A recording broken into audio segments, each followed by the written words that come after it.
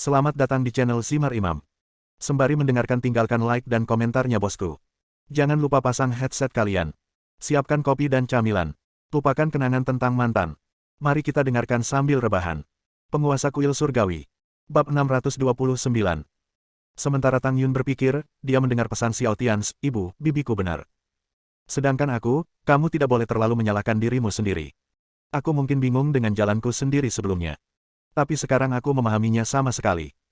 Xiao Tians berhenti dan terus berbicara kepada Tang Yun, "Ibu, jalanku tidak diatur olehmu, juga bukan kehendak dunia Departemen Perang, juga tidak diatur oleh Yuan. Aku hanyalah aku, orang yang paling biasa, sesederhana itu. Orang yang paling biasa."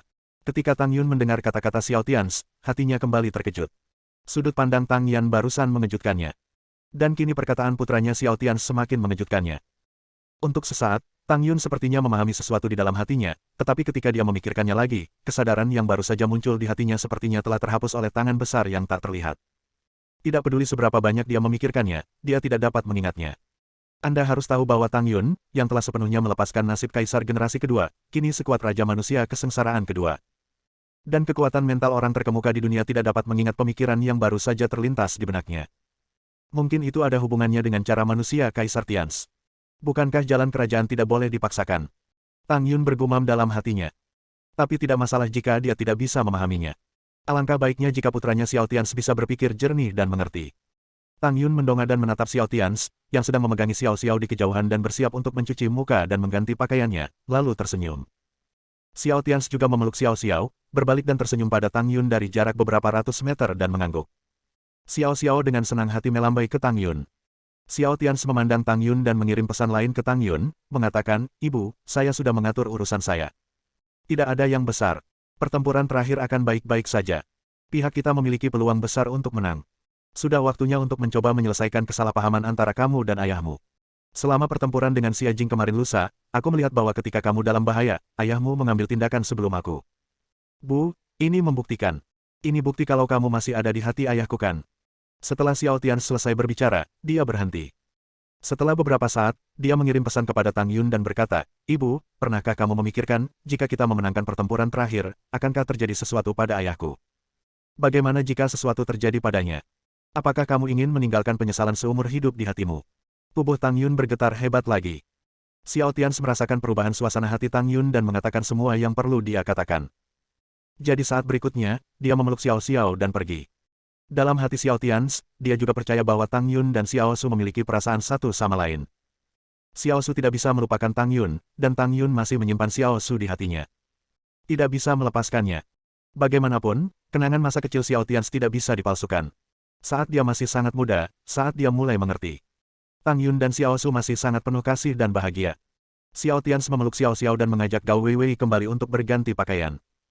Di balkon lain, Tang Yun dan Tang Yan duduk bersama dengan tenang. Angin sepoi-sepoi bertiup, mengadu pemikiran rumit di hati Tang Yun.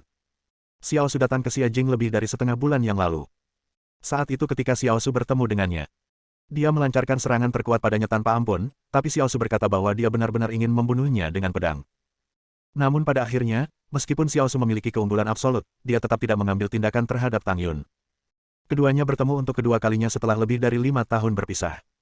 Itu adalah kemarin lusa ketika Tianxia dipromosikan menjadi dinasti kekaisaran dan orang-orang kuat Tianxia berperang melawan pasukan kegelapan bersama-sama. Ketika Tang Yun menghadapi krisis hidup dan mati, Xiao Su muncul tepat di depannya dan membunuh komandan kegelapan di tahap awal 3 kesengsaraan dengan pisau. Itu sangat kontradiktif. Xiao Su masih membencinya, tapi dia masih menyelamatkannya saat dia dalam krisis. Saat berikutnya, Tang Yan, yang duduk di sebelah Tang Yun, menarik napas dalam-dalam dan berkata kepada Tang Yun, "Kakak, apakah kamu memikirkan tentang saudara iparmu lagi dalam keadaan seperti ini?" Tang Yun mengangguk dengan mata yang rumit dan berkata, "Ya, Tians benar. Selain menyesali perbuatanku saat itu, aku juga merasa kasihan pada Tians, aku juga kasihan pada kakak iparku. Dari awal hingga pada akhirnya, akulah yang mengambil keuntungan dari Xiao." Tang Yan mengerutkan kening dan bertanya, "Tidak mungkin, saudari. Saya percaya bahwa ada hubungan sejati antara Anda dan saudara ipar Anda. Ketika Anda menikah dengan keluarga Xiao, meskipun ada beberapa liku-liku, saudara ipar Anda Lau juga memperlakukanmu dengan sangat baik. Ya, ketika dua orang hidup bersama untuk waktu yang lama, perasaan mereka akan berkembang. Bahkan ketika dia dan aku pertama kali menikah, mereka tidak memilikinya, tapi kemudian mereka memilikinya. Ya." Tang Yan tidak berkata apa-apa lagi setelah melihat Tang Yun mengakuinya secara langsung. Saat ini, masih ada dua dunia antara Tang Yun dan Xiao Su, dunia nyata dan dunia gelap. Orang luar tidak bisa membantu sama sekali. Tang Yun melihat Tang Yan tidak lagi bertanya, jadi dia menarik napas dalam-dalam dan menekan emosi rumit di hatinya. Dia menoleh dan menatap Tang Yan sambil tersenyum dan bertanya, "Kakak, jangan membicarakan urusanku untuk saat ini, tapi bagaimana denganmu? Apakah kamu benar-benar tidak bisa meremehkan pria manapun selama bertahun-tahun? Kamu tidak muda lagi, kamu hampir 35 tahun. Apakah kamu belum mencarinya?" Tang Yun berkata kepada Tang Yan dengan prihatin. Tang Yan tersenyum ketika dia mendengar ini, mengangguk dan berkata, "Sebenarnya, setelah Tians kembali dari cederanya di medan perang di luar wilayah, Ayahku mengatur kencan buta untukku, dan pria itu adalah tidak buruk. Aku cukup puas." Kata Tang Yan, wajahnya memerah karena malu. Tang Yun segera menjadi tertarik dan dengan cepat bertanya kepada Tang Yan, "Ayah mengatur kencan buta untukmu?" "Hah? Siapa itu? Apa aku mengenalnya? Kenapa aku tidak tahu bahwa kamu mengadakan kencan buta?" Tang Yan terus tersipu dan berkata, "Ya, kamu tidak kembali saat itu, dan orang itu juga datang menemui Tians ketika Tians terluka. Dia datang dan pergi, dan ayahku membantu mengaturnya. Orang-orang dari Departemen Perang Tianxia."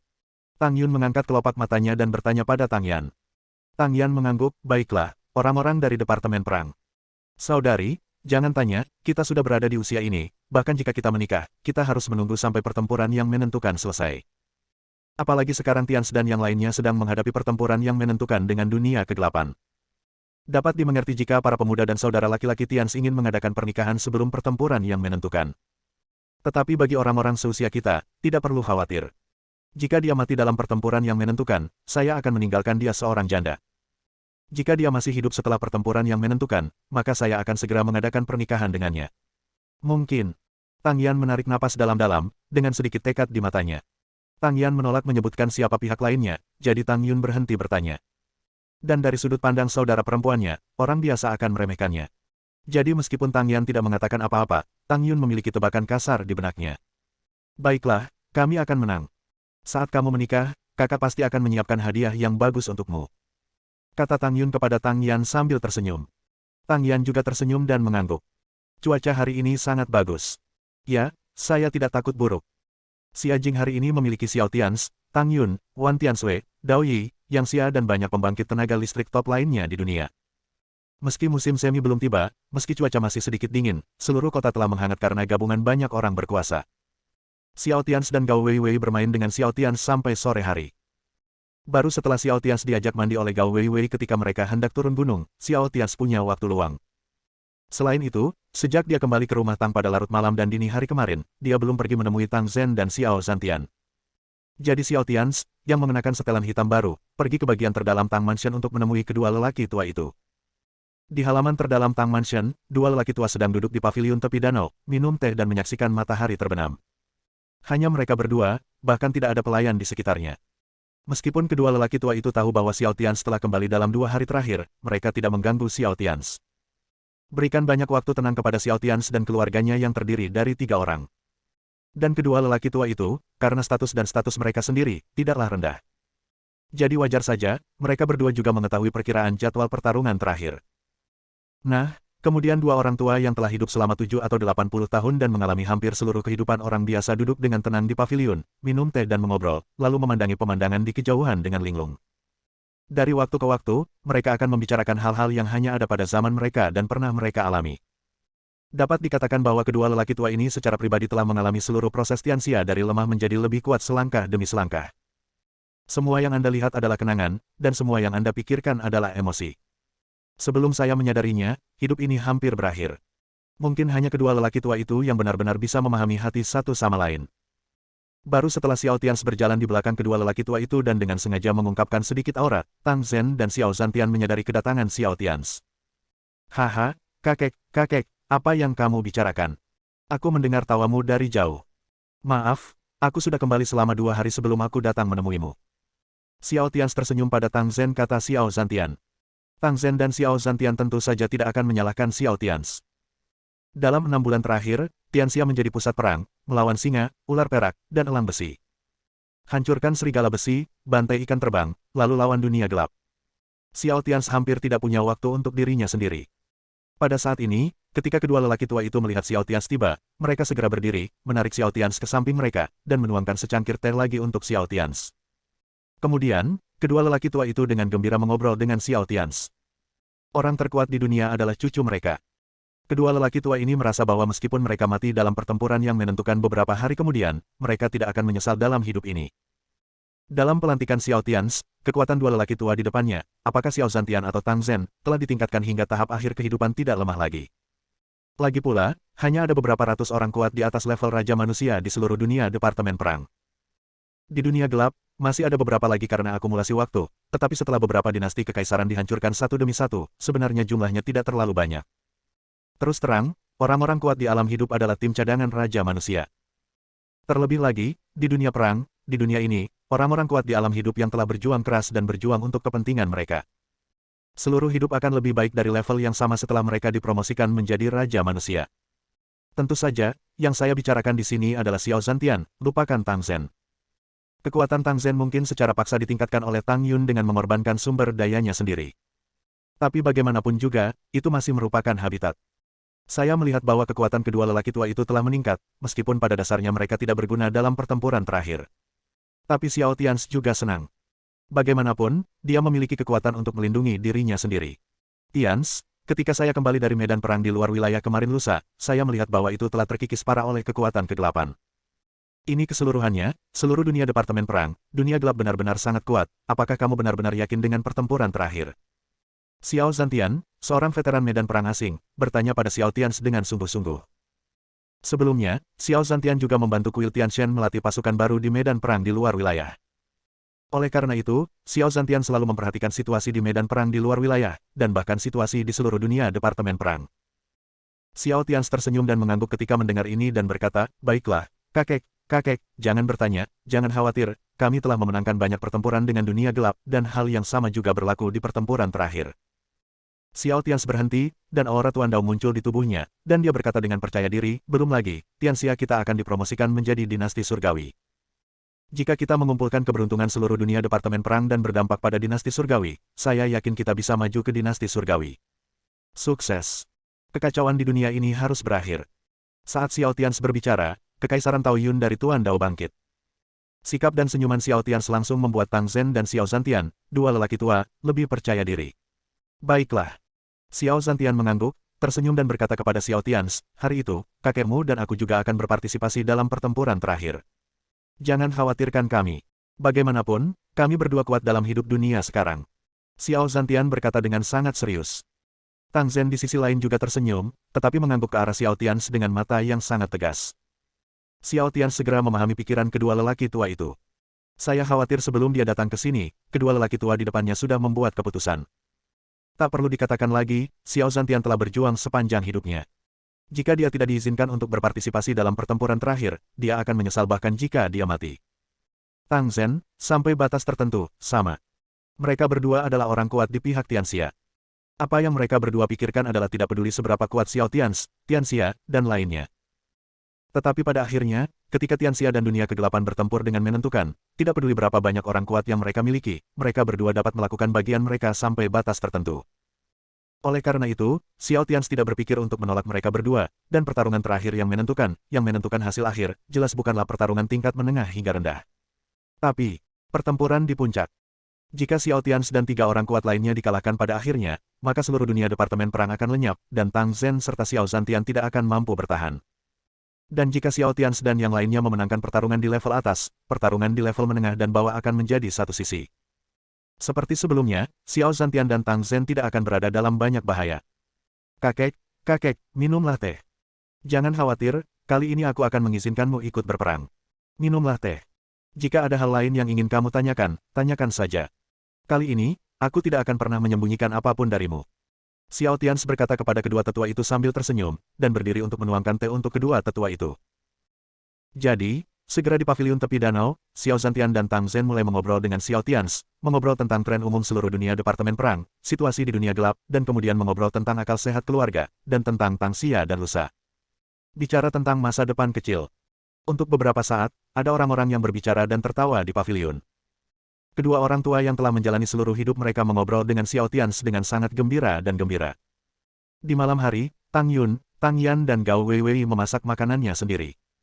Di aula rumah Tang, keluarga itu duduk dengan gembira makan bersama. Sangat damai, sangat hangat, dan sangat indah. Bab 630. Suatu hari berlalu, dan Xiao Tians menjalani hari yang sangat damai dan bahagia. Sepanjang hari ini, dia bahkan tidak keluar dari pintu keluarga Tang, tetapi dia merasa seolah-olah dia memiliki seluruh dunia. Saudara-saudara dari kuil Tianshan generasi kedua menjalani kehidupan yang damai dan bahagia. Pembunuh perang rahasia, Kaisar Hitam Dao Chen, dan Xing Lao Moqiu semuanya menjalani kehidupan yang mereka inginkan. Hari yang lama telah berlalu dan hari yang baru telah tiba, dan ini juga merupakan hari terakhir sebelum Xiao Tians mengatur pernikahan bersama untuk semua orang. Dan persiapan pernikahan semua orang dimulai hari ini. Alun-alun pusat gereja terbesar di Xiajing ditutupi dengan balon putih, karpet merah cerah, dan kelopak mawar. Mulai pagi ini, seluruh kota Xiajing mulai dipenuhi dengan aroma mawar. Sekelompok orang kuat dari Departemen Perang Tianxia tidak ragu-ragu mengirimkan orang-orang kuat untuk pernikahan para pahlawan. Dengan kerja sama industri Chaoge, kota Xiajing, yang belum memasuki musim semi, mekar dalam semalam. Bunga-bunga di Xiajing mekar dalam semalam, suhu menjadi lebih hangat, dan burung-burung di langit terbang bebas dan berkicau gembira di Xiajing. Karena ancaman dunia gelap, semua orang yang berkumpul di Xiajing Cheng telah menerima ratusan juta. Pernikahan bersama semua orang juga membuat orang-orang di kota Xiajing tidak terlalu murung. Yang awalnya hanya pertarungan rahasia untuk membunuh pernikahan Tianyi, Tang Xia dan lainnya berubah menjadi pernikahan ribuan pasang tentara dari Departemen Perang Tianxia. Dan seiring berjalannya waktu, seiring dengan tersebarnya berita, sebelum malapetaka terakhir datang, para pecinta yang tinggal di kota Xiajing, yang sudah menentukan pasangannya di hati, pun memilih untuk bertemu Tianxia besok. Oleh karena itu, pernikahan besok benar-benar mengejutkan semua pejabat senior Departemen Perang Tianxia. Semakin banyak orang yang ingin mengadakan pernikahan besok. Dan wilayahnya semakin besar. Dari kota Xiajing yang asli, menyebar ke 9 kota utama di Kyushu dalam semalam. Jumlah pasangan yang mendaftar untuk pernikahan besok juga meningkat dari beberapa ratus pasangan menjadi ribuan, puluhan ribu, dan akhirnya ratusan ribu. Xiao Tians terkejut setelah mendengar berita itu. Saya masih ingat setengah tahun yang lalu, saat dia dan Gao Weiwei melangsungkan pernikahan mereka, hal itu hanya menimbulkan kebingungan di kota Beijiang, namun pernikahan besok akan menimbulkan sensasi di seluruh Tianxia. Tetapi hampir pada saat Xiao Tians dan pejabat senior lainnya dari Departemen Perang Tianxia belum pulih dari emosi mereka. Berita lain sampai ke telinga mereka. Itulah orang-orang dari seluruh dunia yang berkumpul di Departemen Perang Tianxia dalam beberapa hari terakhir. Setelah mendengar berita bahwa Tianxia akan mengadakan pernikahan di seluruh wilayah besok, banyak pendatang baru dari luar wilayah juga telah memulai persiapan. Hasilnya, pengaruh dan skala pernikahan ini berkembang dengan sangat cepat hingga mencapai tingkat yang mengejutkan semua orang. Semua orang ingin menebus penyesalan di hati mereka sebelum bencana terjadi. Tians, pernikahan semua orang jauh melebihi ekspektasi kita. Jika skalanya terlalu besar, apakah dunia gelap akan mengincarnya? Wan Tianshui, Panglima Departemen Perang Tianxia, menonton tampilan terus-menerus di layar lebar dengan bertambahnya jumlah orang di pesta pernikahan. Mau tak mau aku menelepon Xiao Tians. Tidak ada yang lain. Setelah kepercayaan dari dinasti perang lainnya juga ikut bergabung dalam pernikahan tersebut, jumlah orang yang menghadiri pernikahan besok telah mencapai tingkat yang sangat mengerikan, sebanyak jutaan. Jadi jika besok, pasukan dunia gelap datang menyerang saat semua orang sedang mengadakan pernikahan. Hei, itu akan sangat menyenangkan. Jadi Wan Tianshui harus khawatir, tetapi Xiao Tians, setelah mendengar kekhawatiran Wan Tianshui, menggelengkan kepalanya dengan acuh tak acuh dan berkata, tidak apa-apa, selama Diyu dan yang lainnya tidak bodoh, mereka tidak akan menyerang kita besok. Jangan khawatir, biar semuanya ayo lanjutkan persiapan sesuai rencana. Besok pernikahan akan digelar seperti biasa. Xiao Tians berhenti sejenak dan melanjutkan, selain itu, sebelum bencana terjadi, kita semua mengadakan pernikahan bersama. Sangat baik juga untuk mengadakannya bersama di seluruh wilayah Tianxia. Ini juga bisa dianggap sebagai perpisahan untuk semua orang di pertempuran terakhir. Jadi, perkuat saja perlindungannya, muat semua meriam liang, dan bersiaplah setiap saat. Xiao Tians menutup telepon setelah mengatakan itu. Senyuman tidak bisa tidak muncul di wajahnya, dan dia menggelengkan kepalanya sambil tersenyum. Gao Weiwei, yang mengenakan gaun renda putih dan stoking berwarna daging, berjalan ke arah Xiao Tians. Melihat Xiao Tians tersenyum bahagia, dia tersenyum dan bertanya pada Xiao Tians, Tians, ada apa? Lihat kamu tersenyum begitu bahagia. Hehe. Xiao Tians menggelengkan kepalanya sambil tersenyum dan berkata, tidak ada, ini hanya pernikahan besok, yang mungkin akan mengejutkan seluruh dunia. Haha, hah. Sensasinya ke seluruh dunia. Bukankah kita semua hanya mengadakan pernikahan bersama? Bagaimana hal itu bisa mengejutkan seluruh dunia? Gao Weiwei bertanya pada Xiao Tians dengan bingung. Xiao Tians terus tersenyum, berada di belakang Gao Wei, memeluk tubuh Gao Wei dari belakang dan berkata, karena pernikahan besok akan diadakan bersama oleh jutaan pasangan, generasi muda dunia Departemen Perang, di saat-saat terakhir bencana, saya tidak ingin meninggalkan penyesalan apapun. Jadi pernikahan besok akan benar-benar menarik perhatian semua orang, dan orang-orang di seluruh dunia akan memperhatikannya. Ah, banyak sekali. Itu sungguh sensasional. Gao Weiwei tidak bisa menahan diri untuk tidak berseru setelah mendengar kata-kata Xiao Tians. Jelas sekali, skala pernikahan besok juga mengejutkannya. Dan tahukah Anda, dia dan Xiao Tians juga akan menghadiri pernikahan lainnya besok, dan mereka akan menjadi yang terdepan di antara semua orang. Jadi ketika dia mengetahui bahwa seluruh dunia Departemen Perang akan memperhatikan pernikahan besok, Gao Weiwei menjadi gugup. Xiao Tians memeluk Gao Wei, mencium telinga Gao Wei dan berkata, "Ada apa? Apakah kamu takut, istriku?" Gao Weiwei menggigit bibirnya dan menarik napas dalam-dalam sebelum berkata, "Yah, sedikit gugup." Xiao Tians tersenyum dan berkata, "Apa yang membuat gugup tentang ini, Weiwei, kamu bisa mengatasinya. Suamimu dan aku adalah kaisar sekarang. Jika ini adalah zaman kuno, kamu akan menjadi ratu. Dan kamu juga ratu dunia seluruh dunia." Gao Weiwei membuka mulutnya dan menoleh untuk melihat Xiao Tians. Pikirannya sedikit rumit untuk sesaat, tapi dia lebih tergerak dari lubuk hatinya. Xiao Tians benar. Dengan identitas dan status Xiao Tians saat ini, Xiao Tians adalah kaisar yang layak di seluruh dunia Departemen Perang, dan Gao Weiwei, sebagai istri Xiao Tians, adalah ratu dari seluruh dunia Departemen Perang. Kehormatan yang tak terlukiskan diberikan kepadanya oleh pria di depannya. Gao Weiwei menarik napas dalam-dalam dan tidak berkata apa-apa lagi kepada Xiao Tians. Dia hanya mengubah semua emosi dan kebahagiaan di hatinya menjadi ciuman. Gao Weiwei menoleh, berjinjit, melingkarkan lengannya di leher Xiao Tians, dan menciumnya dengan penuh gairah. Ciuman Gao Weiwei sangat penuh gairah. "Sayang, pergilah ke kamar tidur." Setelah Gao Weiwei mencium Xiao Tians beberapa saat, dia merasa tubuhnya sangat panas dan kakinya sedikit lemah. Dengan wajah memerah, dia berkata pada Xiao Tians. Xiao Tians mendengarkan kata-kata Gao Wei, melihat penampilan Gao Wei, tersenyum sedikit, memegang pinggang Gao Wei, dan kembali ke kamar tidur. 5 menit kemudian, Xiao Xiao berlari masuk dengan penuh semangat dari luar dan mulai mencari Xiao Tians dan Gao Weiwei, meminta mereka mengajaknya bermain. Hanya saja Xiao Xiao seperti angin puyuh kecil saat dia berlari masuk. Dia hendak menelepon Gao Weiwei dan Xiao Tians. Tiba-tiba tubuh kecilnya diangkat ke udara oleh Tang Yun. "Oh, nenek, kamu menindas Xiao Xiao lagi." Xiao Xiao ditangkap oleh Tang Yun di halaman belakang istana Tang beberapa ratus meter jauhnya. Kata Xiao Xiao tanpa daya kepada Tang Yun. Melihat penampilan kecilnya, Tang Yun tidak bisa menahan senyum. Dia mencubit wajah kecilnya dan berkata, "Kamu anak kecil, orang tuamu sibuk dan mereka akan datang untuk bermain denganmu nanti. Juga, ayahmu sudah kembali, sudah. Kamu lupa tentang nenek. Kamu sudah beberapa hari tidak bermain dengan nenek." Xiao Xiao mendengarkan kata-kata Tang Yun, menggigit bibirnya, memiringkan kepalanya dan menatap Tang Yun dan berkata, "Oke, kalau begitu aku akan bermain dengan nenek." Tang Yun tersenyum lebih bahagia, tetapi juga merasa tidak berdaya. Entah betapa bertekadnya Xiao Xiao untuk tidak pergi ke Xiao Tians untuk bermain dengan Tang Yun. Nah, ketidakbahagiaan seorang anak dengan cepat diatasi dengan permen lollipop yang dikirim oleh Tang Yun. Di dalam kamar Xiao Tians dan Gao Weiwei. Wajah Gao Weiwei memerah dan dia mendengarkan gerakan di luar pintu.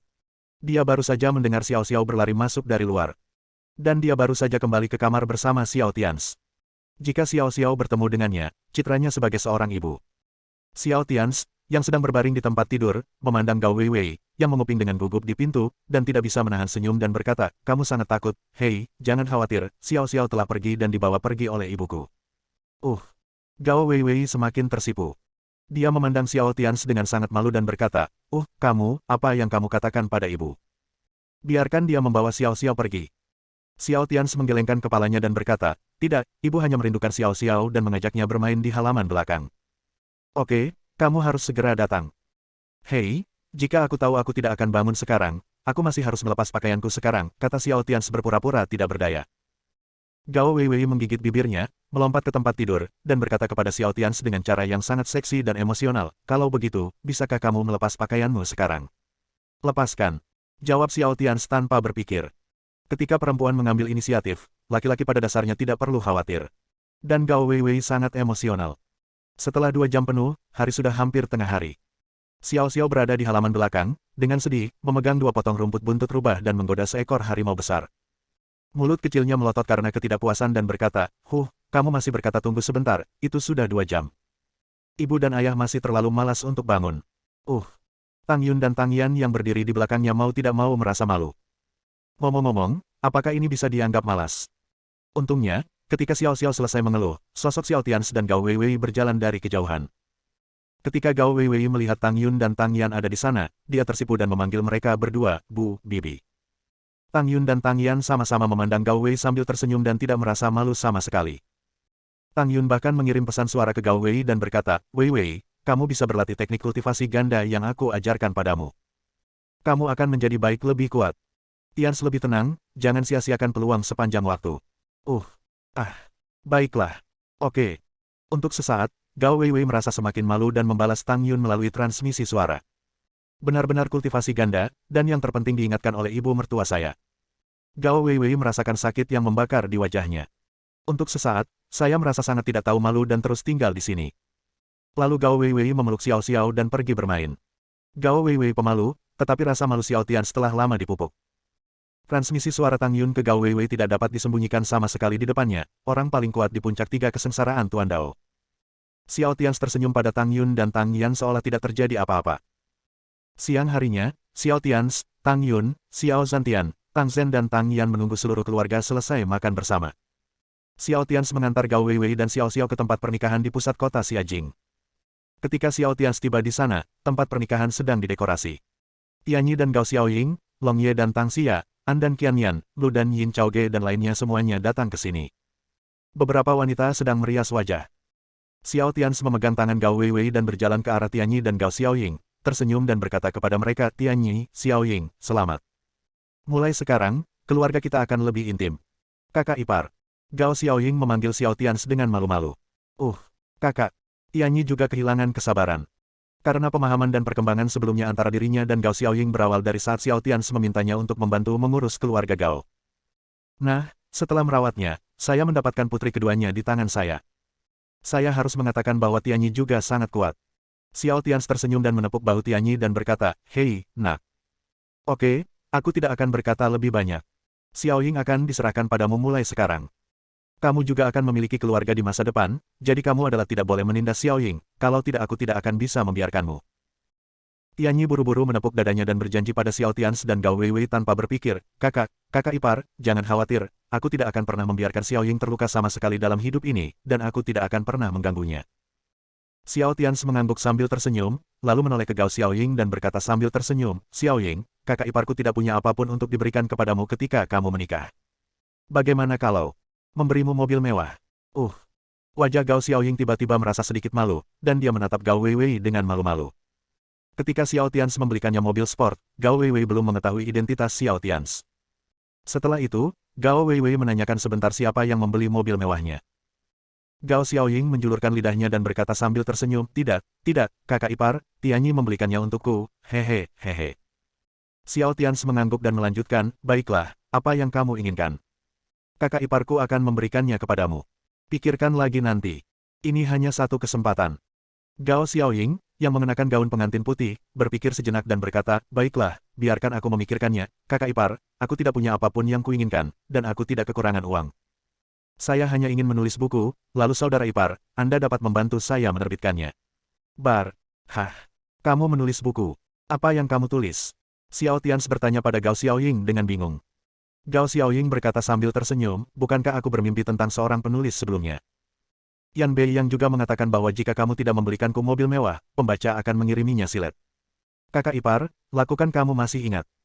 Setelah memikirkannya beberapa saat, Xiao Tian akhirnya teringat dan berkata, apakah itu penulis internet yang sangat tampan dan super tampan yang kamu sebutkan? Baiklah, aku punya kesan. Apa yang terjadi padanya? Mengapa kamu menyebut dia? Gao Xiaoying berkata, baiklah, saya bermimpi bahwa buku yang dia tulis sepertinya berjudul Kuil Tianshan. Saya tidak tahu isinya secara spesifik.